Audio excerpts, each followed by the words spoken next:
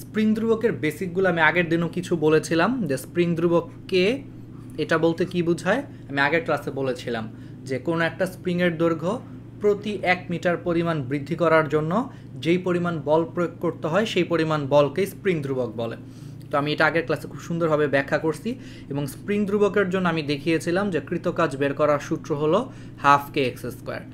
ঠিক আছে, তাহলে আমি স্প্রিং ধ্রুবকের জন্য আমি আলটিমেটলি দেখিয়েছিলাম যে কৃতকাজ বের করার সূত্র হলো ½ kx², স্প্রিং ধ্রুবকের জন্য।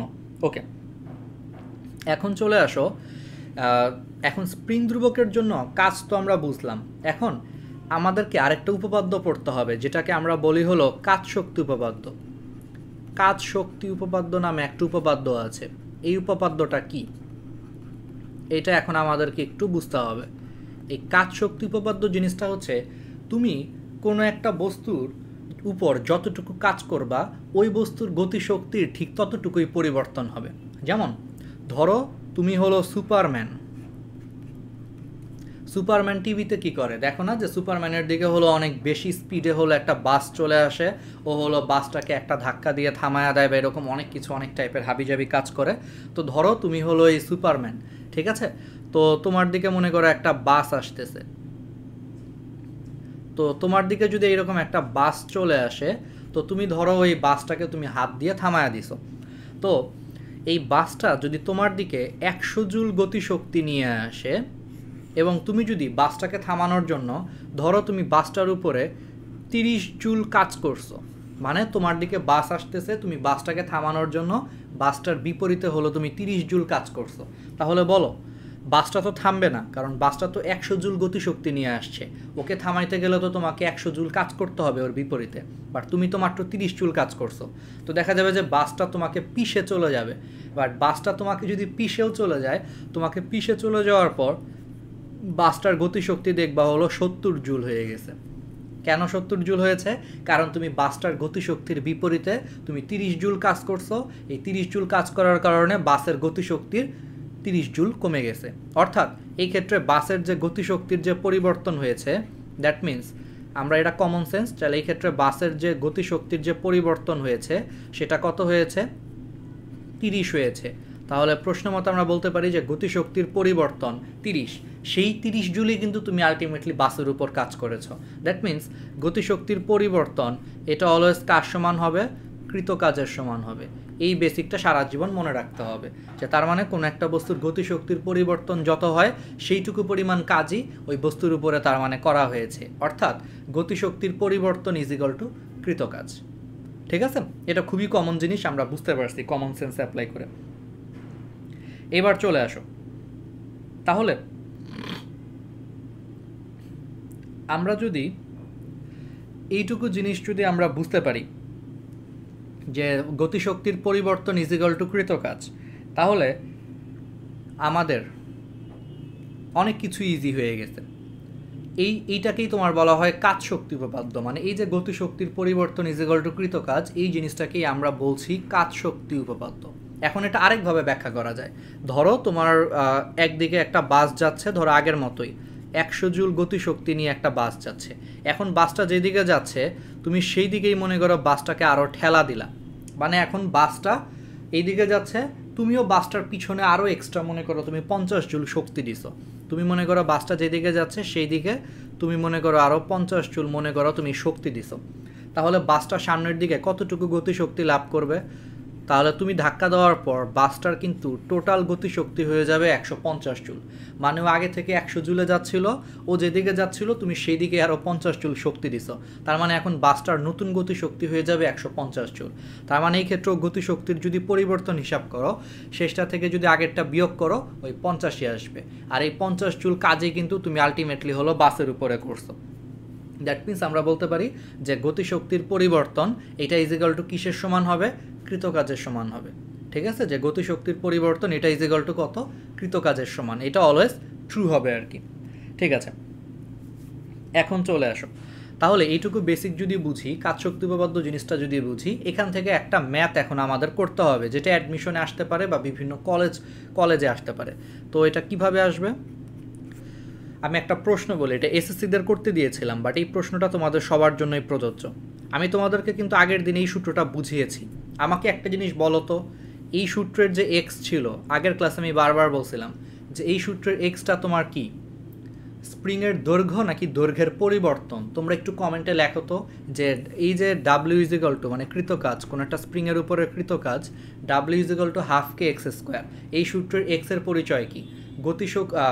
স্প্রিংয়ের দৈর্ঘ্য নাকি দৈর্ঘ্যের পরিবর্তন? তোমরা একটু লেখো কমেন্টে যে দৈর্ঘ্য নাকি দৈর্ঘ্যের পরিবর্তন। দেখি তোমাদের মনে আছে কিনা, আগের ক্লাসের পড়াটা মনে আছে কিনা। ওকে, তাহলে এসএসসিতে আমি একটা প্রশ্ন লিখেছিলাম, যেখানে একটা স্প্রিং ছিল, ওদেরকে আমি একটা প্রশ্ন করছি, এটাই কলেজ লেভেলেরই আসলে প্রশ্ন, যেখানে একটা স্প্রিং আছে, সেই স্প্রিংয়ের দিকে মনে করো একটা খেলনা গাড়ি আসতেছে। তাহলে সেই স্প্রিংয়ের দিকে একটা খেলনা গাড়ি আসতেছে, তো একটা খেলনা গাড়ি মনে করো 15 মিটার পার সেকেন্ড বেগে আসতেছে, ঠিক আছে? এবং সেই স্প্রিংটাকে মনে করো তোমার আঘাত করার পর তার মনে করো স্পিডটা তোমার হয়ে গেছে 3 মিটার পার সেকেন্ড হয়ে গেছে। হ্যাঁ, এই তো তোমাদের আগের দিনের জিনিসগুলো হলো মনে আছে। পরিবর্তন, হ্যাঁ, এক্স হলো তোমার দৈর্ঘ্যের পরিবর্তন। ওকে, তাহলে ধরো একটা খেলনা গাড়ি 15 মিটার পার সেকেন্ড বেগে স্প্রিংয়ের দিকে আসতেছে, এবং সেই স্প্রিংটাকে আঘাত করার পর তার মনে করো দৈর্ঘ্যটা হয়ে গেছে তোমার তার বেগ হয়ে গেছে 3 মিটার পার সেকেন্ড। তাহলে প্রশ্নে বলতেছে যে স্প্রিংয়ের তাহলে কতটুকু সংকোচন হবে? তাহলে প্রশ্নটা হলো স্প্রিং কতটুকু সংকোচন হবে। বাকি সব দেওয়া আছে, দাঁড়াও। তাহলে স্প্রিং হলো তোমার কতটুকু সংকোচন হবে। কি কি দেওয়া আছে? স্প্রিং ধ্রুবক ধরো তোমার 10 দেওয়া আছে, 10 নিউটন পার মিটার দেওয়া আছে, আর খেলনা গাড়ির ভর মনে করো তোমার 2 কেজি দেওয়া আছে, ঠিক আছে? তাহলে প্রশ্নটা তো বুঝতে পারছো, যেখানে একটা স্প্রিং আছে, এখানে একটা স্প্রিং, সেই স্প্রিংয়ের দিকে হলো 15 মিটার পার সেকেন্ড বেগে একটা খেলনা গাড়ি এসে স্প্রিংটাকে আঘাত করার পর ওই খেলনা গাড়ির বেগটা 3 মিটার পার সেকেন্ড হয়ে গেছে।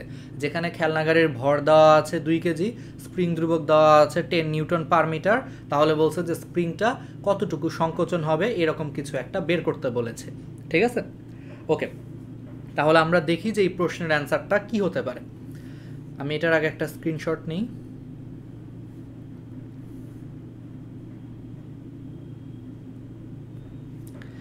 ঠিক আছে, তো তাহলে এইটুকু জিনিস আমরা বুঝতে পেরেছি। তাহলে এবার আসো, তাহলে আমরা এরপর থেকে তাহলে স্টার্ট করি। আগে স্ক্রিনশট নিয়ে নিলাম, এখন এটাকে মুছে দেই। তাহলে এটাকে যদি আমরা মুছে দেই, তাহলে প্রশ্নটা তো তোমরা ধরতে পেরেছো। প্রশ্নটা হলো তোমার গতিশক্তির তাহলে পরিবর্তন বের করতে বলেছে। তো আমরা তো জানি যে এইমাত্র কাজ ক্ষমতা শক্তিতে পড়ে আসছি যে গতিশক্তির পরিবর্তন ইজ ইকুয়াল টু কৃতকাজ। তাহলে এই ক্ষেত্রে বলো টোটাল গতিশক্তির পরিবর্তন কত? বড়টার থেকে ছোটটা বিয়োগ করব। তাহলে আদি গতিশক্তি কত ছিল? হাফ এম ভি স্কোয়ার, মানে হাফ এম ইন্টু 15 স্কোয়ার। আর শেষ গতিশক্তি কত ছিল? Half M into 3 square. তাহলে গতিশক্তির পরিবর্তন কত? Half M 15 square minus half M 3 square. তাহলে এই যে খেলনাগারের গতিশক্তির যতটুকু পরিবর্তন হয়েছে সেইটুকুই কি স্প্রিংয়ের উপরে কাজ করেছে, তাই না? কারণ ও তো আলটিমেটলি স্প্রিংকে এসে ধাক্কা দিছে, তাহলে ওর গতিশক্তির যে পরিবর্তন সেইটুকুই কিন্তু স্প্রিংয়ের উপরে কৃতকাজ। তার মানে প্রশ্ন মতেই পরিবর্তন ইজ ইকুয়াল টু স্প্রিংয়ের উপরে কৃতকাজ, যেটা হলো হাফ কে এক্স স্কোয়ার। শেষ। এখন তুমি হাফ এম এখান থেকে কমন নাও, তাহলে 15 স্কোয়ার মাইনাস 3 স্কোয়ার হয়ে যাবে। এটা ইজ ইকুয়াল টু হবে half K x square. Half কে এর মান হলো তোমার 10 ইন্টু এক্স স্কোয়ার। তো এখন এই হাফ হাফ দুই সাইড থেকে কাটাকাটি করে দাও। এম এর মান হলো 2, তাহলে এটা আসলে 216, এটাকে 2 দিয়ে গুণ করলে হলো 432 আসে। এম এর মান বসায় দাও, 432 ইজ ইকুয়াল টু হলো 10 এক্স স্কোয়ার। তাহলে এখান থেকে এখন এক্স এর মান বের করতে হবে। তাহলে এক্স ইজ ইকুয়াল টু হলো √43.2 এত মিটার। তাহলে খেয়াল করছো, তাহলে এক্স এর মান হলো তোমার √43.2 মিটার। আর আমরা জানি যে এক্স মানে হলো দৈর্ঘ্যের পরিবর্তন, তো এক্স এর মান যত আসবে অতটুকুই কিন্তু আলটিমেটলি পরিবর্তন হবে, তাই না? তাহলে এক্স এর মান যত আসবে ঠিক ততটুকুই কিন্তু দৈর্ঘ্যের পরিবর্তন হবে। ব্যাস, তাহলে আমরা খুব সহজেই এই কাজটা করে ফেলতে পারি। ওকে, একজন বলতেছে ভাইয়া এক্স ইজ ইকুয়াল টু কি 6.57? আচ্ছা, হতে পারে। আমি আসলে এক্স এর মানটা আমাকে একটু দেখতে হবে।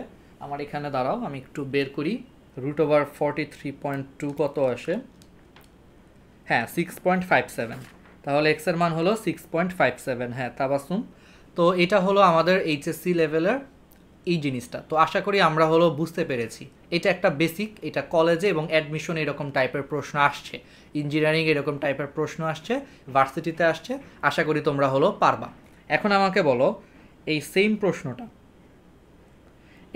প্রশ্নটা যদি আরেকভাবে আসতো, ধরো যদি আমাদেরকে বলতো যে এই খেলনা গাড়িটা স্প্রিংকে আঘাত করার পর খেলনা গাড়িটা থেমে যায়, তাহলে স্প্রিংটার কতটুকু সংকোচন হবে? তো বুঝতেই পারতেছো, খেলনা গাড়িকে আঘাত করার পরে স্প্রিংটা থেমে গেছে, তার মানে শেষ বেগ তখন 3-এর বদলে কত হয়ে যাবে?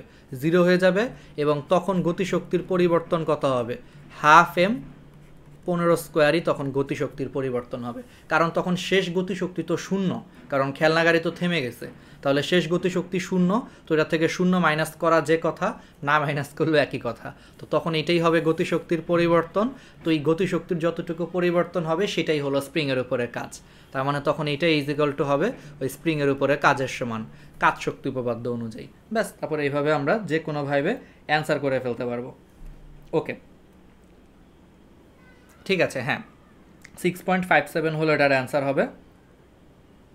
তাহলে এই টাইপের ম্যাথগুলো হলো আমরা পারবো। এবার আসলে আমরা আরেকটু অ্যাডভান্স লেভেলের ম্যাথ করি। এখন আমরা স্প্রিংয়ের সমবায় পড়ব।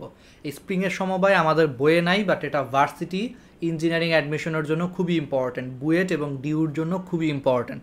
এখন আমি যেই বেসিক পড়াবো সেখান থেকে তোমাদের ডিউ পরীক্ষায় আসে একটা শর্টকাট দেখাবো, ঠিক আছে? তো আসো, তাহলে আমরা এই জিনিসটার একটা স্ক্রিনশট নিই। এবার চলে আসো,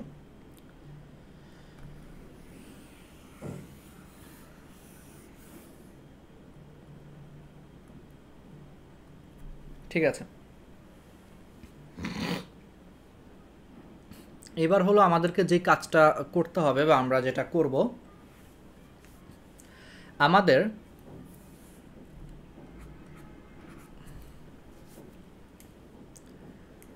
স্প্রিংয়ের সমবায়, তাহলে আমাদের এখন পড়ার বিষয় হলো তোমার স্প্রিংয়ের সমবায়।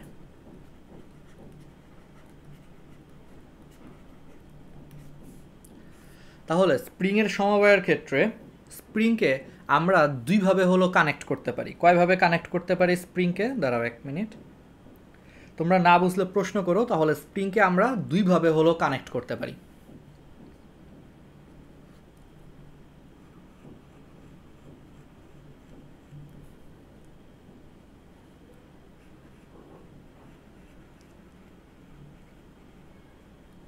একটা হলো সমান্তরালে, এরকম ধরো দুইটা স্প্রিং আছে, দুইটা স্প্রিংকে আমরা এরকম সমান্তরালে কানেক্ট করতে পারি। আর আরেকটা হলো দুইটা স্প্রিং আছে পরপর যুক্ত করছি, মানে শ্রেণীতে যুক্ত করতে পারি। তাহলে স্প্রিংকে ওই রোধের মতো, রোধকে যেমন আমরা সমান্তরালে এবং শ্রেণীতে যুক্ত করতে পারি, অনুরূপভাবে স্প্রিংকেও আমরা দুইভাবে যুক্ত করতে পারি। আমাদের 1 নম্বর এক্সাম্পলে আমরা স্প্রিংকে হলো তোমার সমান্তরালে যুক্ত করেছি, আর 2 নম্বর এক্সাম্পলে স্প্রিংকে আমরা শ্রেণীতে যুক্ত করেছি। তো খেয়াল করো, এটা হলো সমান্তরালে যুক্ত করেছি এবং এখানে আমরা স্প্রিংকে শ্রেণীতে যুক্ত করেছি। তো তাহলে স্প্রিংয়ের সমবায় জিনিসটা আমরা কিভাবে কি করতে পারি, আমাদেরকে এখন এই জিনিসটা দেখতে হবে। তো খেয়াল করো, তাহলে এই যে স্প্রিংয়ের যে সমান্তরাল সমবায় আর হলো তোমার যে শ্রেণী সমবায়, তাহলে এই দুই সমবায়ের মধ্যে তাহলে পার্থক্যটা কোথায়? স্প্রিংকে ধরো আমরা এখানে এফ পরিমাণ বল প্রয়োগ করছি, সমান্তরাল সমবায়ে আমরা ধরো এফ পরিমাণ বল প্রয়োগ করে স্প্রিংটাকে প্রসারিত করার চেষ্টা করতেছি। আর আমরা তো জানি যে এক্সের পরিচয় কি? এক্সের পরিচয় হলো দৈর্ঘ্যের পরিবর্তন। এখন পরিবর্তন মানে হলো সেটা দৈর্ঘ্য বৃদ্ধিও হতে পারে বা দৈর্ঘ্যের সংকোচনও হতে পারে, ঠিক আছে? তো ধরে নাও যে সমান্তরাল সমবায়ে আমার দুইটা স্প্রিং আছে, এই স্প্রিংয়ের মনে করো তোমার স্প্রিং ধ্রুবক হলো K1, এই স্প্রিংয়ের স্প্রিং ধ্রুবক হলো K2। তো এই দুইটা স্প্রিংকে আমি এফ পরিমাণ বল প্রয়োগ করছি, এফ পরিমাণ বল প্রয়োগ করে তাদেরকে আমি প্রসারিত করতেছি। এখন সমান্তরাল সমবায় যেহেতু আছে, এই দুইটার উপরে আমি এফ পরিমাণ বল প্রয়োগ করে টোটাল আমি প্রসারণ পেয়েছি এক্স। তার মানে প্রশ্ন মতে তোমরা নিজেরাই দেখো, এই স্প্রিংও তাহলে এক্স পরিমাণ প্রসারিত হবে, এই স্প্রিংও তাহলে এক্স পরিমাণ প্রসারিত হবে, তাই না? কারণ দুইটা স্প্রিংয়েরই তোমার প্রসারণ হয়েছে এক্স পরিমাণ এফ বল প্রয়োগ করার কারণে। ওকে, তো দুইটা স্প্রিংয়ের উপর যদি আমি এখন এফ পরিমাণ বল প্রয়োগ করি, তো ফার্স্ট অফ অল আমার বলটা এখন দুই ভাগে ভাগ হয়ে যাবে, কারণ দুইটা স্প্রিং তো প্যারালালি আছে। তো এটার উপরে যদি এফ পরিমাণ বল প্রয়োগ করি, তো একটা স্প্রিংয়ের উপরে ধরো F1 পরিমাণ বল প্রয়োগ হবে এবং আরেকটা স্প্রিংয়ের উপরে আমাদের F2 পরিমাণ বল প্রয়োগ হবে। কারণ এখন তোমার সমান্তরালে দুইটা জিনিস আছে, তুমি দুইটারে একসাথে মনে করো তুমি টান দিছো, তাহলে তোমার বলটা দুই ভাগে ভাগ হয়ে যাবে। প্রথম স্প্রিংয়ে মনে করো F1 পরিমাণ বল যাচ্ছে, দ্বিতীয় স্প্রিংয়ে মনে করো F2 পরিমাণ বল যাচ্ছে। বাট তোমার স্প্রিংয়ের যে প্রসারণটা, সেই স্প্রিংয়ের প্রসারণটা কিন্তু তোমার সেম, কারণ দুইটা কিন্তু কমন স্প্রিং। তো দুইটাকে কমনভাবে আমি টানতেছি। তো এইখান থেকে জিনিসটা যদি এই জায়গায় আসে, তখন দুইটা স্প্রিংই দেখো তোমার এক্স পরিমাণ বাড়তেছে। আগে মনে করে এই জায়গায় ছিল, টান দেওয়ার কারণে এই জায়গায় আসছে। তো দুইটা স্প্রিংই তোমার কিন্তু এক্স পরিমাণ বৃদ্ধি পাচ্ছে, তার মানে দুইটা স্প্রিংয়ের দৈর্ঘ্য বৃদ্ধি সেম। বাট আমি এফ পরিমাণ বল প্রয়োগ করার কারণে এখন এফটা দুইটা রাস্তা পেয়েছে, একটা হলো ধরো এই বরাবর আর একটা এই বরাবর। তো এখন বলটা এই কারণে দুইটা ভাগে ভাগ হয়ে গেছে, একটা F1 আর একটা F2, কিন্তু টোটাল সরণটা সেম বা টোটাল দৈর্ঘ্য বৃদ্ধিটা হলো সেম। তো আমি এখান থেকে বলতে পারি যে তাহলে এই ক্ষেত্রে আমরা বলতে পারি যে এফ ইজিক্যাল টু আমাদের আসবে হলো F1 প্লাস F2।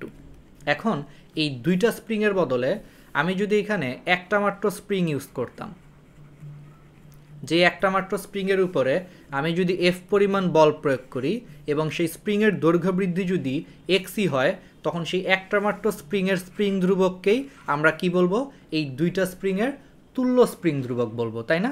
যে দুইটা স্প্রিংয়ের বদলে যদি এখন আমি একটা মাত্র স্প্রিং ইউজ করি এবং সেই একটা মাত্র স্প্রিংয়ের উপরে এফ পরিমাণ বল প্রয়োগ করলে তার সরণ যদি মানে তার দৈর্ঘ্য বৃদ্ধি যদি ওদের মতোই হয়, এক্স পরিমাণই হয়, এবং তার তাহলে স্প্রিং ধ্রুবক যদি কে হয়, তাহলে সেই কেটা হলো এই দুইটা স্প্রিংয়ের তুল্য স্প্রিং ধ্রুবক। আর আমরা তো জানি যে F is equal two F1 plus F2। তাহলে বলো, প্রথম স্প্রিংয়ে F1 পরিমাণ বল প্রয়োগ হয়েছে, তাহলে বুঝো প্রথম স্প্রিংয়ে যদি F1 পরিমাণ বল প্রয়োগ হয়, তাহলে F1 ইজিক্যাল টু কত বলো? F1 ইজিক্যাল টু তাহলে K1x, ওই যে F ইজিক্যাল টু KX। আচ্ছা, এটা FK লিখে ফেলছি, তাহলে খেয়াল করো যে F1 ইজিক্যাল টু হলো তোমার K1x। আবার F2 দ্বিতীয় স্প্রিংয়ের উপরে বল যদি F2 পরিমাণ কাজ করে আর তার স্প্রিং ধ্রুবক যদি K2 হয়, তাহলে F2 ইজিক্যাল টু K2x। তাহলে প্রশ্ন মতে আবার এই তুল্য স্প্রিংয়ের স্প্রিং ধ্রুবক যদি K হয়, তাহলে আমরা বলতে পারি যে F ইজিক্যাল টু আবার KX।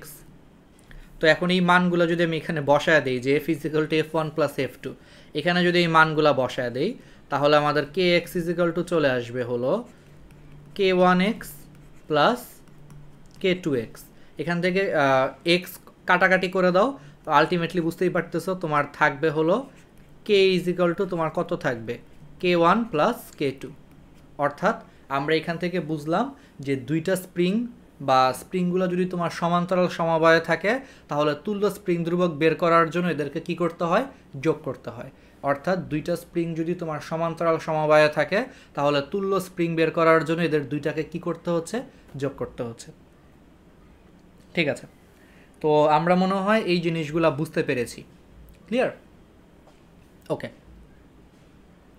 তাহলে রোধের উল্টা সূত্রে, কারণ রোধে তোমার সমান্তরালে থাকলে 1/, করতে হয়, আর স্প্রিংয়ের ক্ষেত্রে সমান্তরালে থাকলে হলো যোগ করতে হয়। তার মানে স্প্রিংয়ের সমবায়ের যে সূত্র, সেটা হলো আমাদের রোধের উল্টা। মনে রাখবা, মানে হলো ধারকের মতো।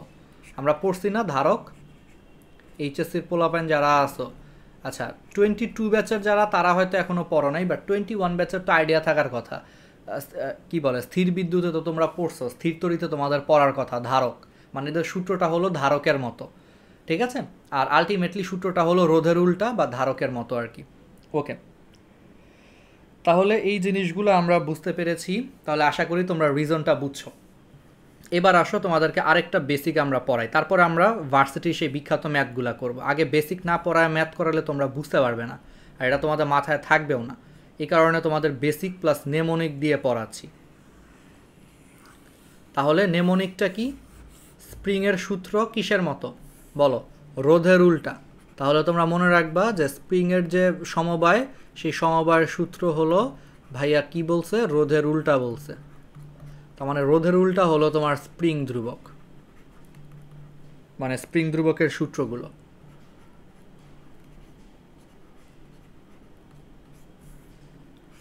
ঠিক আছে, তো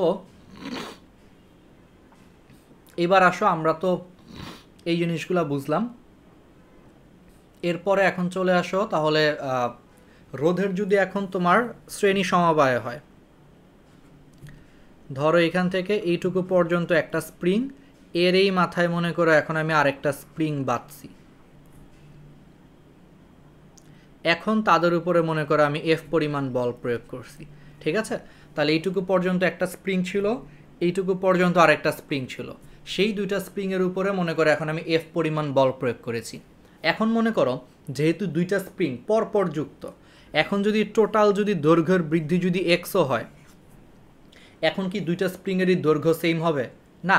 ধরো এখন আমাদের একটা স্প্রিংয়ের দৈর্ঘ্য বৃদ্ধি হয়েছে x1, আরেকটা স্প্রিংয়ের দৈর্ঘ্য বৃদ্ধি হয়েছে x2, তাহলে আমি এইটুকু বলতে পারি যে ওদের টোটাল দৈর্ঘ্য বৃদ্ধি x = হবে প্রথম স্প্রিংয়ের দৈর্ঘ্য বৃদ্ধি প্লাস সেকেন্ড স্প্রিংয়ের দৈর্ঘ্য বৃদ্ধি, অর্থাৎ এই ক্ষেত্রে x = হয়ে যাবে x1 + x2। আর এবার যেহেতু একটাই রেখা, মানে একই রেখা বরাবর দুইটা স্প্রিং অবস্থিত, তার মানে এবার বল প্রয়োগ করলে সেই বলটা একই রেখা বরাবর কাজ করে, তার মানে এবার এই স্প্রিংয়ের উপরও এফ পরিমাণ বল প্রয়োগ হয়েছে, এই স্প্রিংয়ের উপরও এফ পরিমাণ বল প্রয়োগ হয়েছে। তাহলে আগেরটার সাথে পার্থক্য বুঝতে পারছো? আগেরবার দুইটা সমান্তরালে থাকার কারণে আমি যখন বল প্রয়োগ করেছি তখন সেই বলটা দুইটা রেখা বরাবর ভাগ হয়েছে, তো একটা হলো F1 আর আরেকটা হলো F2 পরিমাণ, তাহলে দুইটা রেখা বরাবর কিন্তু বলটা ভাগ হয়ে গেছিলো দেখে বলের পরিমাণটা ভিন্ন ভিন্ন ছিল, কিন্তু এখন তো আমাদের রেখা একটাই, তো একটা রেখা বরাবর কাজ করতেছি, এই কারণে হলো যে আমাদের বলটা সেম থাকবে, কারণ একই রেখা, এই কারণে বল সেম থাকবে, এটাও এফ হবে এটাও এফ হবে। কিন্তু প্রথমটার মনে করো দৈর্ঘ্যের পরিবর্তন হলো x1, পরেরটার দৈর্ঘ্য পরিবর্তন যদি x2 হয়, তাহলে টোটাল দৈর্ঘ্য বৃদ্ধি এখন x = হবে x1 + x2। ওকে, তো আমি ধরে নিলাম প্রথম স্প্রিংয়ের স্প্রিং ধ্রুবক k1, পরের স্প্রিংয়ের স্প্রিং ধ্রুবক হলো তোমার k2। না, এটা এসএসসি না, এটা হলো এইচএসসি আর কি।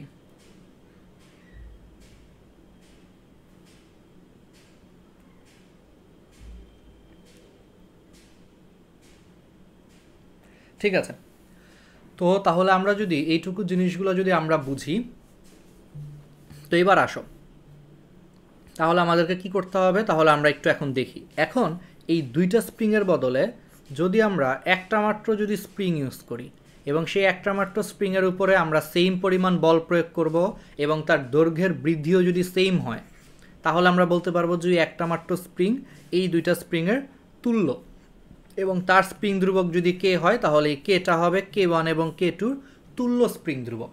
তো এটা কীভাবে আসবে?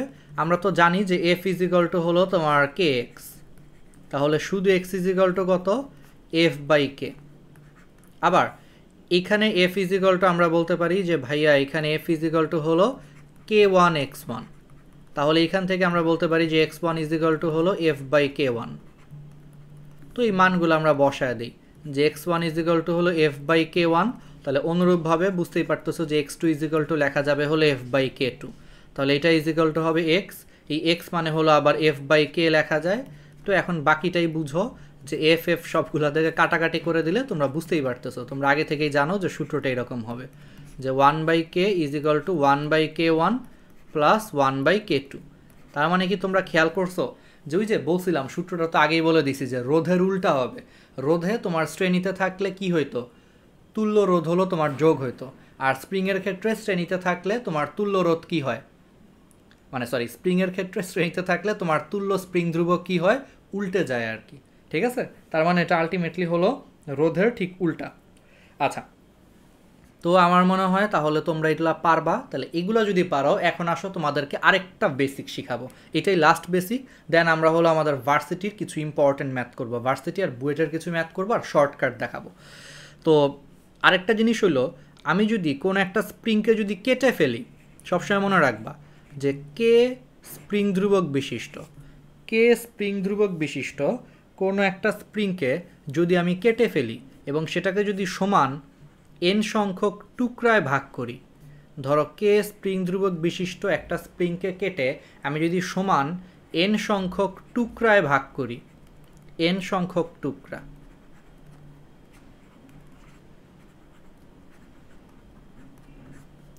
তাহলে n সংখ্যক টুকরায় ভাগ করি, তখন মনে রাখবা প্রত্যেকটা টুকরার স্প্রিং ধ্রুবক ওই আদি টুকরাটা আর আদি স্প্রিংয়ের এন গুণ হয়ে যাবে।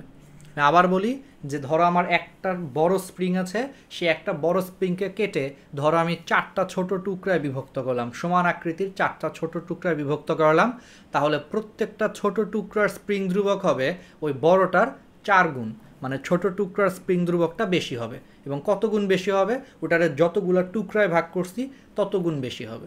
অর্থাৎ কে স্প্রিং ধ্রুবক বিশিষ্ট একটা স্প্রিংকে কেটে যদি এন সংখ্যক সমান টুকরায় বিভক্ত করি, তাহলে প্রত্যেকটা টুকরার স্প্রিং ধ্রুবক হয়ে যাবে এন কে। বুঝতে পারছো? তাহলে এই বেসিকটা আমাদেরকে মনে রাখতে হবে। আচ্ছা, এটা কেন হয়?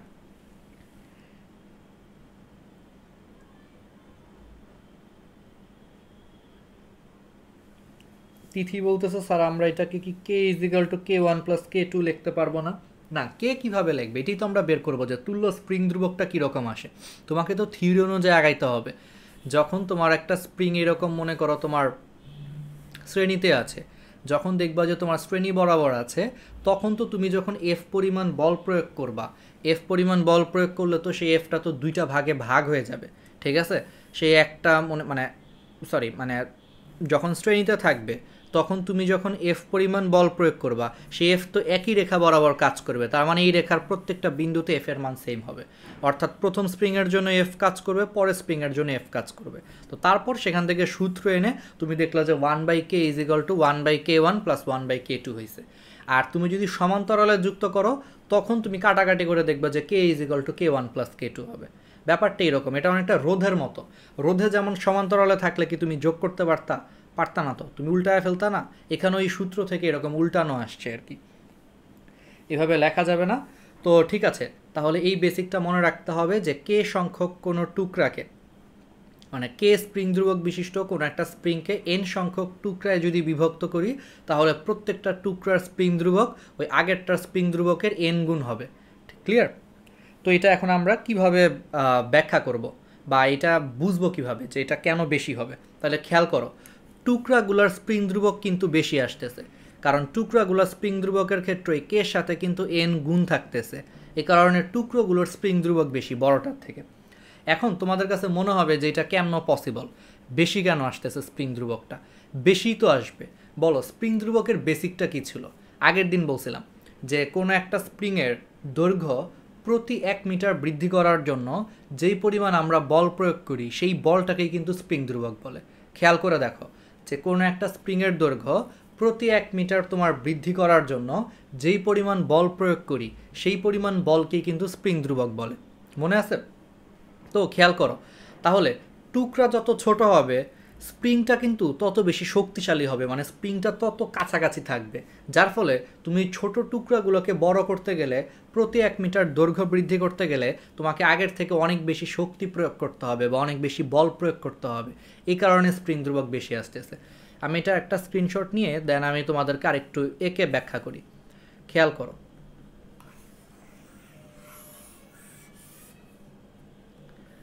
এই যে যখন আমাদের স্প্রিংটা অনেক বড় ছিল তখন মনে করো স্প্রিং ধ্রুবক বের করার সূত্র তো K equal to F by x, যেখানে এফ হলো প্রযুক্ত বল আর এক্স হলো যে দৈর্ঘ্যের পরিবর্তন।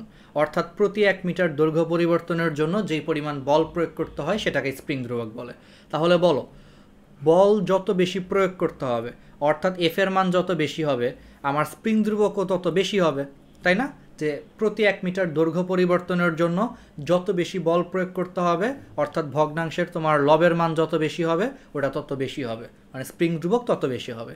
কিন্তু এখন একটা এই স্প্রিংটাকেই ধরো কেটে আমি যদি 3টা টুকরায় বিভক্ত করি, তখন প্রত্যেকটা টুকরা তো তোমার অনেক ছোট টুকরা হয়ে যাবে।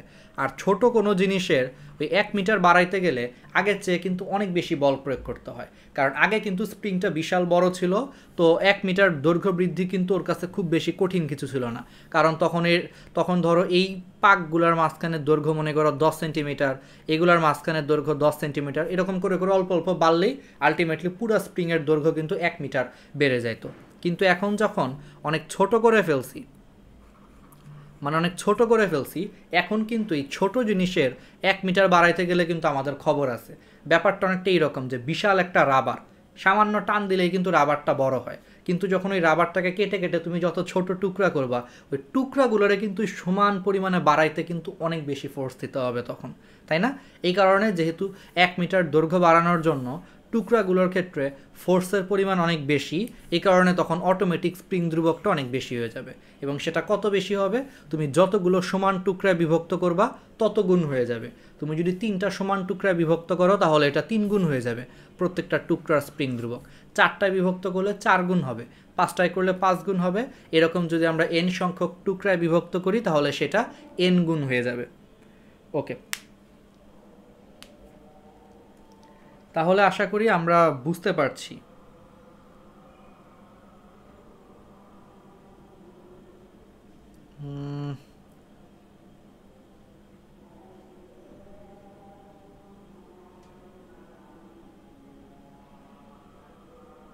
তোমাদের কি কোনো কিছু কি শুনতে অসুবিধা হচ্ছে? তোমরা তো দেখতেছো মনে হয় না, একটু চেক করি। আমি ভাবতেছি যে পরের দিন থেকে আমরা হলো দেখি গ্রুপে, যাই হোক, তাহলে n সংখ্যক বিভক্ত হবে। তাহলে এবার একটা শর্টকাট দেখাই। তাহলে আমাকে বলো কে স্প্রিং ধ্রুবক বিশিষ্ট। তাহলে এবার একটা ভার্সিটির প্রশ্ন আমরা সলভ করি। কে স্প্রিং ধ্রুবক বিশিষ্ট কোনো একটা স্প্রিংকে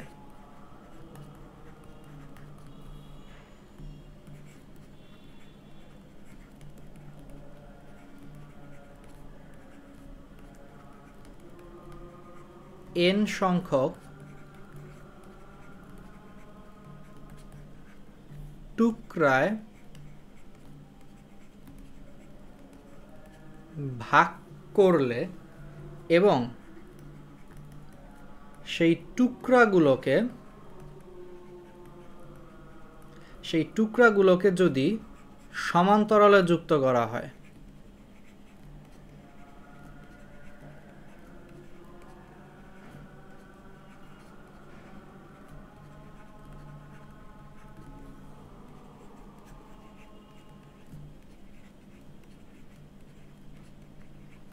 তাহলে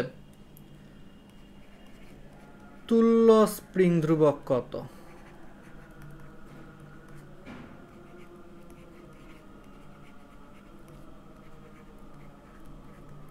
তাহলে কি বলছি যে কে স্প্রিং ধ্রুবক বিশিষ্ট একটা স্প্রিংকে n সংখ্যক টুকরায় ভাগ করলে এবং প্রত্যেক টুকরাগুলোকে যদি সমান্তরালে যুক্ত করি তাহলে তুল্য স্প্রিং ধ্রুবক কত চলে আসবে। তো এটা যদি এখন আমাদের বুঝতে হয় তাহলে আমরা কিভাবে কি করতে পারি খেয়াল করো।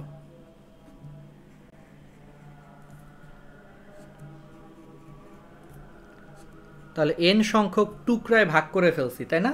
তাহলে n সংখ্যক টুকরায় যদি ফার্স্টে ভাগ করি তাহলে এটার যদি স্প্রিং ধ্রুবক যদি কে হয় তাহলে n সংখ্যক টুকরার প্রত্যেকটার স্প্রিং ধ্রুবক হবে হলো n কে। তাহলে এটা n কে হবে, এটা n কে হবে, এটা n কে হবে, এরকম। এখন যদি এই টুকরাগুলোরে যদি আমি আবার সমান্তরালে যুক্ত করি তাহলে সমান্তরালে যুক্ত করলে আমরা জানি যে তুল্য স্প্রিং ধ্রুবক হলো এই প্রত্যেকটার যোগফলের সমান হয়। একটু আগে দেখছি ওই যে রোধের উল্টা আর কি। তাহলে যোগফলের যদি সমান হয় তাহলে এটা হবে এদের তুল্য স্প্রিং ধ্রুবক হবে আবার এদের যোগফলের সমান, অর্থাৎ n কে plus dot dot dot dot এরকম n কে সমান হবে। ঠিক আছে? তো আমরা তো জানি এই ক্ষেত্রে দেখবা যে এই জিনিসটার মান তোমার আলটিমেটলি n স্কোয়ার কে চলে আসবে। এটা আমি তোমাকে একটু ব্যাখ্যা করি। ধরো n এর মান হলো তোমার 3, তাহলে কে স্প্রিং ধ্রুবক বিশিষ্ট একটা স্প্রিংকে তুমি যদি 3টা টুকরায় বিভক্ত করো প্রত্যেকটা টুকরার স্প্রিং ধ্রুবক তোমার 3k হবে। আবার সেই 3k গুলাকে তুমি যদি সমান্তরালে যুক্ত করো তখন তোমার তুল্য স্প্রিং ধ্রুবক হয়ে যাবে 3k plus 3k plus 3k, অর্থাৎ জিনিসটা কিন্তু 9k হয়ে যাবে। যেই 9k কিন্তু আমরা লিখতে পারি হলো 3 স্কোয়ার, ওই যে টুকরা সংখ্যার স্কোয়ার আকারে লিখতে পারি। এরকম তুমি যদি 4টা টুকরা বিভক্ত করো তাহলে তো এটা হয়ে যাবে 4k। আবার সেই 4k গুলারে যদি আমরা সমান্তরালে যুক্ত করি তখন যখন যোগ হবে তাহলে 4টা যোগ হলে কত হবে 4k plus 4k plus 4k plus 4k, দেখবা যে 16k হয়ে যাবে। আর 16k আবার আমরা লিখতে পারি 4 স্কোয়ার। তার মানে সহজ বাংলায় হলো তুমি যদি n সংখ্যক টুকরা করো তাহলে n কে স্কোয়ার করলে যা হবে সেটাই আলটিমেটলি তোমার কি হয়ে যাবে। n কে যদি আলটিমেটলি আমরা যদি স্কোয়ার করি তাহলেই সেটা কি হয়ে যাবে, এন স্কোয়ার। তাহলে এটাই হলো সূত্র, যে কে স্প্রিং ধ্রুবক বিশিষ্ট কোনো একটা স্প্রিংকে এন সংখ্যক টুকরায় ভাগ করলে এবং প্রত্যেক টুকরাগুলোকে যদি সমান্তরালে যুক্ত করা হয় তাহলে তুল্য স্প্রিং ধ্রুবক কে প্রাইম ইজিক্যাল টু হবে এন স্কোয়ার ইন্টু কে। এটাই হলো তোমার সূত্র। এখন তুমি এনের মান 4 বসাও, দেখো এটা 16K হয়ে যাবে অ্যান্সার। 5 বসাইলে 5K। বুঝতে পারছো? তাহলে এই বেসিকটাই তোমার এখন ডিউতে আসছিল, 5 দিয়ে আসছিল, যে এন সংখ্যক টুকরা কে স্প্রিং ধ্রুবক বিশিষ্ট একটা স্প্রিংকে 5টা সমান টুকরায় ভাগ করছে এবং সে প্রত্যেকটা টুকরাকে সমান্তরালে যুক্ত করছে, তাহলে তুল্য স্প্রিং ধ্রুবক কত হবে? তাহলে তোমরাই বলো অ্যান্সার কত হবে। হ্যাঁ, শামসুদ্দিন শামস বলছো, তাহলে আমাকে বলো যে অ্যান্সারটা কত হয়ে যাবে। 5 স্কোয়ার মানে হলো 25K হয়ে যাবে অ্যান্সারটা। ঠিক আছে? তো এইভাবে আমরা খুব সহজেই অ্যান্সার করে ফেলতে পারবো 25K। আশা করি তোমরা বেসিকগুলো বুঝতে পারতেছো। না বুঝলে হলো আমাকে অবশ্যই প্রশ্ন করো, আমি তোমাদেরকে হলো অ্যান্সারগুলো দেওয়ার চেষ্টা করবো বা প্রশ্নগুলোর উত্তর দেওয়ার চেষ্টা করব। ওকে, আমি হলো তোমাদেরকে একটু ডিটেলস পড়ানোর চেষ্টা করি, কারণ এইভাবে পড়লে আমার মনে হয় যে তোমরা ভার্সিটি এক্সামগুলো বা সব জায়গায় তোমরা ভালো করতে পারবা। তো এই বেসিকগুলো আমার মনে হয় তোমাদের জানা উচিত ছিল বা জানা দরকার ছিল। তাহলে ডিউর প্রশ্ন নিশ্চয়ই এখন তোমরা পারবে।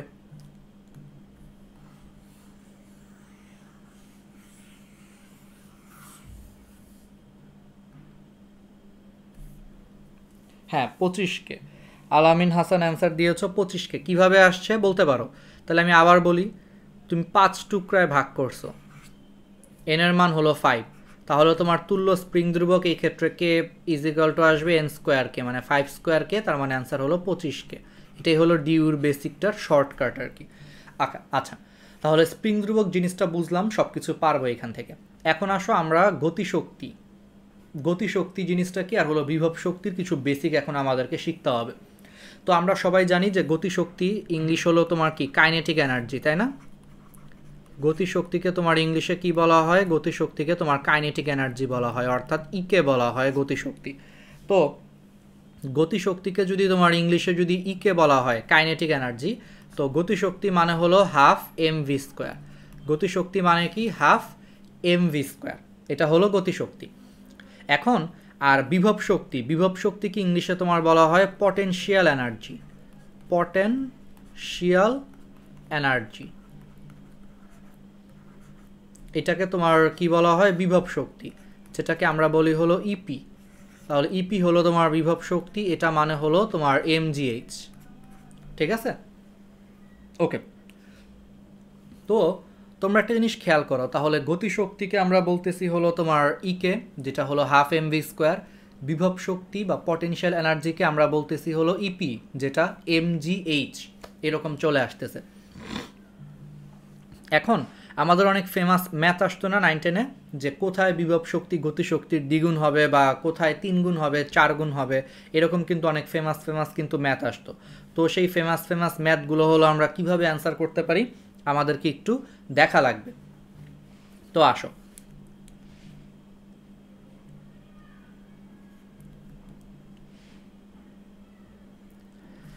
ধরো ভূমি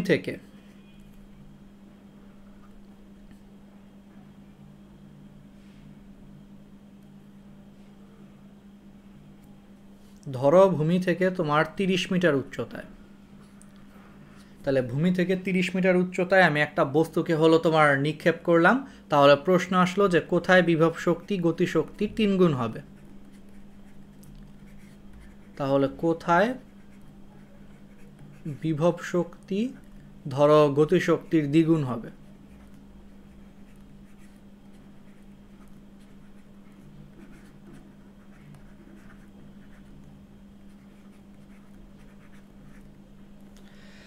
এটা আমরা কিভাবে অ্যান্সার করব?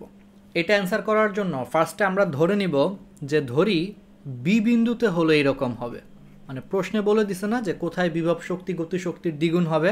আমরা ধরে নিব যে ধরি উপর থেকে নিক্ষেপ করতে, ধরি আমরা বি বিন্দুতে বিভব শক্তি গতিশক্তির হলো তোমার দ্বিগুণ হবে, এবং এই বি বিন্দুটা ভূমি থেকে ধরো এক্স উচ্চতায় অবস্থিত। তাহলে কতটুকু উচ্চতায় অবস্থিত? বি বিন্দুটা ভূমি থেকে এক্স উচ্চতায় অবস্থিত। আমরা ধরে নিচ্ছি যে এক্স উচ্চতায়, ভূমি থেকে এক্স উচ্চতায় বিভব শক্তি গতিশক্তির দ্বিগুণ হবে। এবার খেয়াল করো, দুইটা বেসিক অলওয়েজ মনে রাখবা। প্রথম বেসিক হলো বিভব শক্তি। বিভব শক্তি সবসময়ই উচ্চতার উপর নির্ভর করে। কিসের উপর নির্ভর করে? বিভব শক্তি সবসময় ভূমি থেকে উচ্চতার উপর নির্ভর করে। তাহলে ভূমি থেকে উচ্চতার উপর সবসময় হলো তোমার বিভব শক্তি নির্ভর করে। দুইটা বেসিক জিনিস আমাদেরকে মনে রাখতে হবে, যে বিভব শক্তি সবসময় ভূমি থেকে উচ্চতার উপর নির্ভর করে, আর গতিশক্তি, এই গতিশক্তি হলো তোমার অতিক্রান্ত দূরত্বের উপর নির্ভর করে। তাহলে গতিশক্তি কিসের উপর নির্ভর করে? অতিক্রান্ত দূরত্বের উপর নির্ভর করে।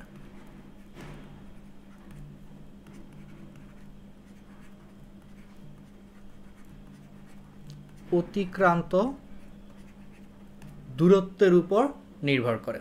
ওকে, এই দুইটা বেসিক এখন আমাদেরকে কোথায় কাজে লাগবে খেয়াল করো।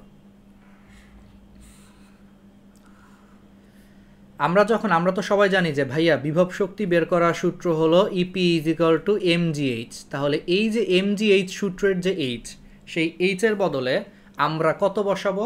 আমি বলে দিয়েছি যে বিভব শক্তি সবসময় ভূমি থেকে উচ্চতার উপর নির্ভর করে। যে বস্তু এখানে আছে, তাহলে সেই পয়েন্টে ভূমি থেকে তার উচ্চতা কত, তার উপরে বিভব শক্তি নির্ভর করবে। তাহলে বলো, বি বিন্দুতে বস্তুটা ভূমি থেকে কতটুকু উচ্চতায় আছে? x উচ্চতায়। তাহলে এই যে EP is equal to mgh, সেই h এর বদলে তাহলে এখন x বসে যাবে। এটা হলো বিভব শক্তি। আর গতিশক্তি বের করার সূত্র হাফ mv স্কোয়ার, এইটুকু তো আমরা জানি। এখন ভি স্কোয়ার বের করার আরেকটা সূত্র আছে। সেই ভি স্কোয়ার বের করার সূত্রটা কি? আমরা সবাই জানি যে V square is equal two, যেহেতু উপর থেকে মুক্তভাবে পড়তেছে, উপর থেকে মুক্তভাবে পড়ন্ত বস্তুর জন্য V square is equal two 0 square plus 2gh, তাই না? কারণ 0 কেন? কারণ স্থির অবস্থা থেকে পড়তেছে, যে ইউ স্কোয়ার প্লাস 2gh। কিন্তু এই ভি স্কোয়ার এটা কার সাথে রিলেটেড? এটা কিন্তু গতিশক্তির সাথে রিলেটেড। তো খেয়াল করো আমি কি লিখছি, যে গতিশক্তি কিন্তু সবসময় অতিক্রান্ত দূরত্বের উপর নির্ভর করে। তাহলে 30 মিটার উচ্চতা থেকে বস্তু যদি বি বিন্দুতে আসে, তাহলে সে বি বিন্দুতে পৌঁছানোর আগ পর্যন্ত সে কিন্তু অলরেডি দেখো, এই পুরাটা যদি 30 হয় আর এটুকু যদি এক্স হয়, তাহলে সেইখান থেকে এখানে আসার জন্য অলরেডি কিন্তু সে 30 - x দূরত্ব কিন্তু অতিক্রম করে ফেলছে। আর আমরা কিন্তু বেসিকটা এটাই বলতেছি যে গতিশক্তি অতিক্রান্ত দূরত্বের উপর নির্ভর করে। দ্যাট মিনস এখান থেকে এখানে আসার জন্য সে কিন্তু 30 - x দূরত্ব অলরেডি অতিক্রম করে ফেলছে। তার মানে এটাই হবে গতিশক্তির সূত্রের h হবে অতিক্রান্ত দূরত্ব। অর্থাৎ এই ক্ষেত্রে V square is equal two হয়ে যাবে 2g ইন্টু অতিক্রান্ত দূরত্ব, যেটা হলো 30 - x। ক্লিয়ার? তাহলে এই 2g এখানে যদি এখন আমরা বসায় দিই, তাহলে এই হাফ আর এই 2 কাটাকাটি চলে যাবে, অর্থাৎ হাফ এম ভি স্কোয়ার। তাহলে half M into 2g into হলো তোমার 30 - x, এই 2 কাটা, তাহলে এখন হয়ে যাবে mg ইন্টু 30 - x হয়ে যাবে। এটা হলো তোমার গতিশক্তি। তাহলে বুঝতে পারতেছো? এখন তো বাকিটা পারবা, যে বিভব শক্তি গতিশক্তির কি হবে? দ্বিগুণ হবে। বাকিটা তো বুঝতেই পারতেছো যে ভাইয়া ইপি বিভব শক্তি গতিশক্তির দ্বিগুণ, তার মানে এটা ইজ ইকুয়াল টু 2ek হবে। ব্যাস, তারপরে আমরা ইপি মানে হলো mgx, তাহলে এটা হলো 2 ইন্টু mg ইন্টু 30 - x বসায় দিবা, mg কাটা, এখান থেকে x এর মান বের করবা। আর যে x বের হবে সেটা হলো ভূমি থেকে উচ্চতা, যে ভূমি থেকে এতটুকু উচ্চতায় তোমার এরকম আসতেছে আর কি। ঠিক আছে? তো এইভাবে আমরা খুব সহজেই বেসিকগুলো অ্যান্সার করে ফেলতে পারবো।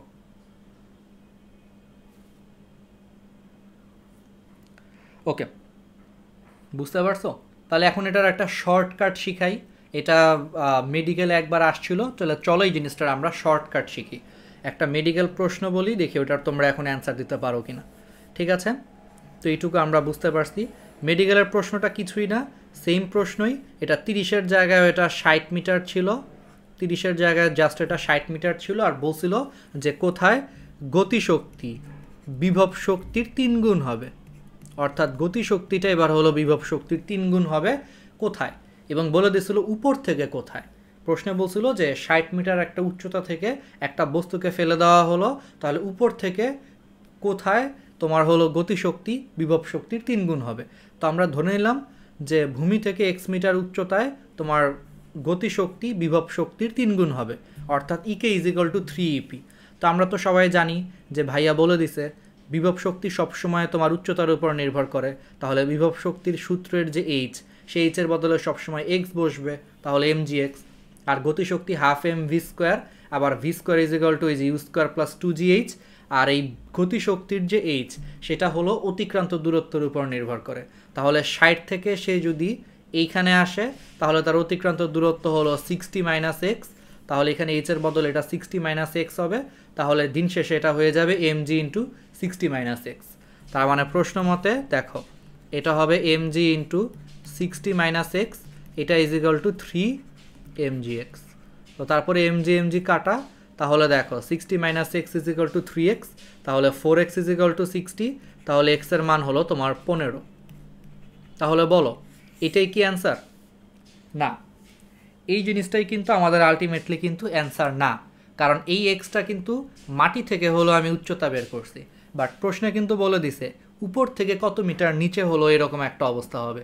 তো উপর থেকে বের করতে বললে অবশ্যই তোমাকে 60 থেকে তো এই 15টা বিয়োগ করতে হবে, কারণ এটা যদি 60 হয় তাহলে এই অতিক্রান্ত দূরত্ব তো তোমার 60 মাইনাস এক্স হয়ে গেছে উপর থেকে। তো উপর থেকে কতটুকু দূরত্ব মানে হলো 60 মাইনাস এক্স, তো এখানে 15 বসায় দাও, 60 থেকে 15 চলে গেলে হলো 45। তো ওই বছর অনেকেই কিন্তু ভুল করছিল, দেখছো? তার মানে প্রশ্ন কিন্তু সহজেই আসে, বাট একটু ট্রিকি প্রশ্ন আসে। এই ট্রিকি প্রশ্নগুলোর উত্তর না করতে পারার কারণেই কিন্তু পোলাপাইন পারে না। তাহলে প্রশ্নটা হবে হলো তোমার অ্যান্সারটা হবে 45 মিটার, ওই বছর মেডিকেলের অ্যান্সার।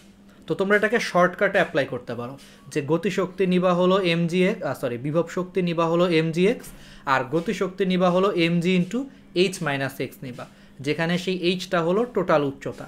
যদি 60 বলে এখানে 60 হবে, 50 বলে 50, এখানে যদি হাতি বলে তাহলে এটা হাতি হয়ে যাবে, এম জি ইন্টু হাতি মাইনাস এক্স। তো তারপর এখান থেকে এক্স এর মান বের করবা, বের করে তুমি প্রশ্নের সাথে মিলাবা যে প্রশ্নে কোনটা জানতে চেয়েছে, মাটি থেকে উচ্চতা জানতে চেয়েছে নাকি উপর থেকে উচ্চতা। তো যেটা বলবে সেইভাবে তুমি অ্যান্সার বের করে দিয়ে আসবা। ওকে, হ্যাঁ আলামিন বলেছ, হ্যাঁ এটার অ্যান্সার হবে হলো 45 মিটার এক্স্যাক্টলি। তাহলে আশা করি তোমরা এই টাইপের জিনিসগুলো খুব চমৎকার ওয়েতে পারবা। তো আরেকটা বেসিক জিনিস হয়ে গেল। এবার আসো হলো গতিশক্তির সাথে ভরবেগের একটা সূত্র আমরা দেখি, যে গতিশক্তির সাথে হলো তোমার ভরবেগের সম্পর্ক। ও আরেকটা ম্যাথ আসে অ্যাডমিশনে, ইঞ্জিনিয়ারিংয়ে আসে, সেগুলো আমরা এখন একটু দেখার ট্রাই করি। ইঞ্জিনিয়ারিংয়ের কিছু ম্যাথ আসে, তো ওইটা আমরা একটু এখন দেখার ট্রাই করব। তো ইঞ্জিনিয়ারিংয়ের ম্যাথ হলো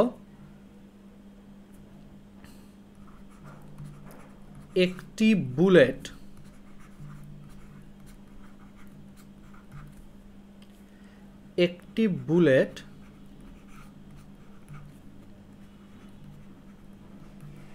একটি তক্তা ভেদ করতে পারে।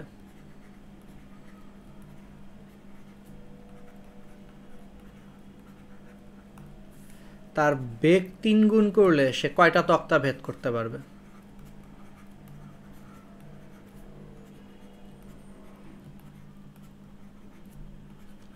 এটা বুয়েটে আসছিল।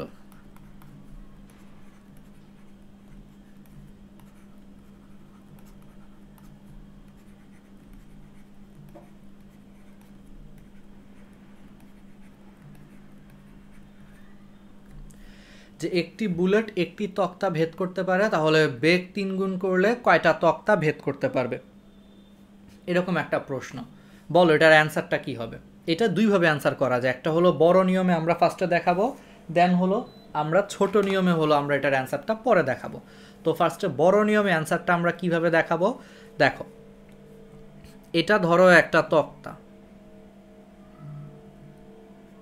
তাহলে সে কিন্তু একটা তক্তা ভেদ করতে পারে, তার মানে একটা তক্তা ভেদ করে তো সে থেমে গেছে, তাই না?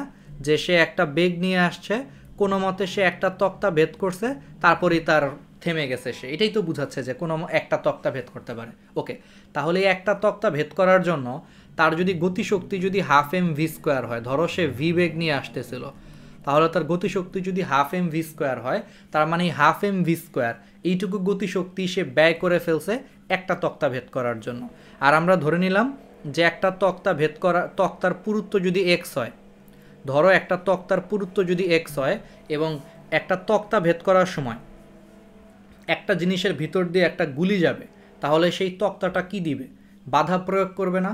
তাহলে সেই তক্তা কর্তৃক প্রয়োগকৃত বাধা যদি এফ হয়, তাহলে সেই এফ এর বিরুদ্ধে কৃত কাজ ডাব্লিউ ইজ ইকুয়াল টু কিন্তু এফ এক্স হবে, কারণ টোটাল তক্তার পুরুত্ব হলো এক্স, আর তক্তা কিন্তু ওকে এফ পরিমাণ বলে বাধা দিচ্ছে। তাহলে তক্তা এফ পরিমাণ বলে বাধা দেওয়ার পরও কেউ যদি তক্তার টোটাল পুরুত্ব ভেদ করে ফেলে, তাহলে তাকে কতটুকু কাজ করতে হবে? তক্তার বাধাদানকারী বল এফ ইন্টু সরণ এক্স, মানে তক্তার পুরুত্ব আর কি এই ক্ষেত্রে, তাহলে এফ এক্স। তাহলে এটা হলো তক্তা ভেদ করার জন্য প্রয়োজনীয় কৃত কাজ। তাহলে প্রশ্ন মতে ওই গুলিটা যেহেতু একটা তক্তা ভেদ করতে পারছে, তাহলে এই গুলির টোটাল গতিশক্তি, কারণ এটা ভেদ করার পরই গুলিটা থেমে গেছে, তার মানে ওর গতিশক্তির পরিবর্তন ইজ ইকুয়াল টু টোটাল গতিশক্তিই হবে, কারণ শেষ গতিশক্তি শূন্য, কারণ থেমে গেছে এরপরে। তাহলে টোটাল গতিশক্তির পরিবর্তন ইজ ইকুয়াল টু তক্তা ভেদ করার জন্য কৃত কাজ, যেটা এফ এক্স আসবে। এটা হলো 1 নম্বর সমীকরণ। এখন বলছে বেগ 3 গুণ করা হলো, তাহলে বেগ 3 গুণ করা হইলে তখন গতিশক্তি হয়ে যাবে half M into 3v whole square. আর ধরো বেগ 3 গুণ করলে আমরা ধরে নিলাম সে n সংখ্যক তক্তা ভেদ করতে পারবে। তাহলে ধরো এটা একটা তক্তা, এখন এটা একটা তক্তা, এটা ধরো আরেকটা তক্তা, এরকম ধরো সে n সংখ্যক তক্তা ভেদ করতে পারবে। তাহলে বলো প্রত্যেকটা তক্তার পুরুত্ব যদি x হয়, তাহলে সেই n সংখ্যক তক্তার পুরুত্ব কত? nx। তাহলে সেই nx সংখ্যক মানে nx দূরত্ব বিশিষ্ট তক্তা ভেদ করতে গেলে তার টোটাল কৃতকাজ হবে বল গুণ সরণ, তাহলে f ইন্টু nx, এটাই হবে। তো এখন চিন্তা করো, তাহলে এই 3কে স্কোয়ার করলে কত আসে? 9। 9কে সামনে বের করে নিয়ে আসো, তাহলে 9 ইন্টু সূত্র হয়ে যাবে হাফ এম ভি স্কোয়ার। তাহলে এটা is equal two F N x.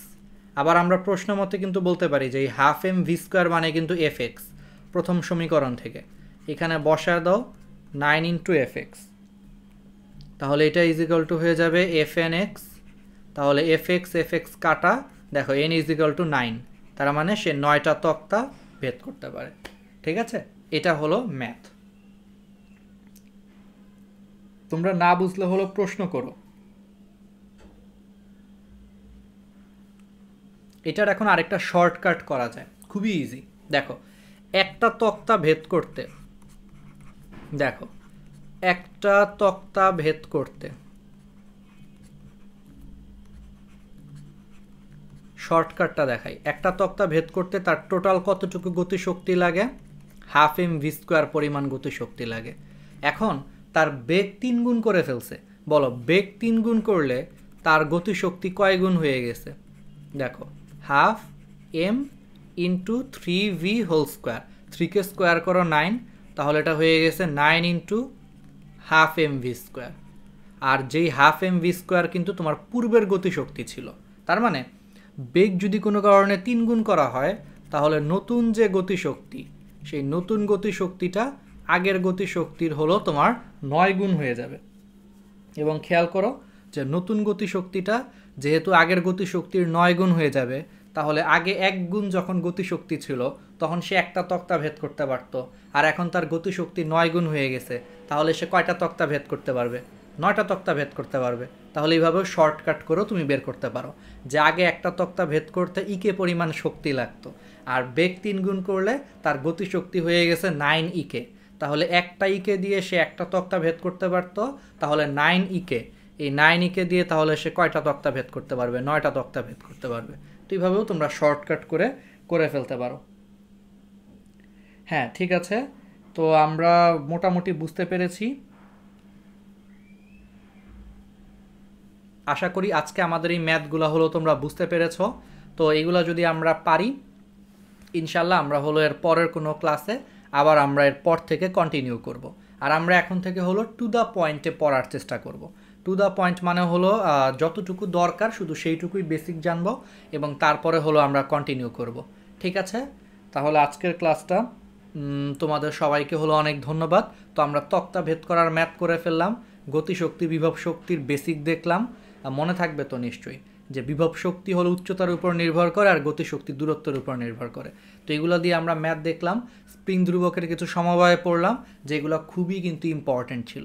তাহলে আমরা এর পরের ক্লাসে হলো কর্মদক্ষতা পড়ব, আর কর্মদক্ষতার ওই যে কুয়ার ম্যাথগুলো করব, বিভিন্ন সিচুয়েশনে কুয়ার ম্যাথ করব, আর ভরকেন্দ্রের সরণ টরণ থেকে শুরু করে আরও কিছু বেসিক ম্যাথ করব।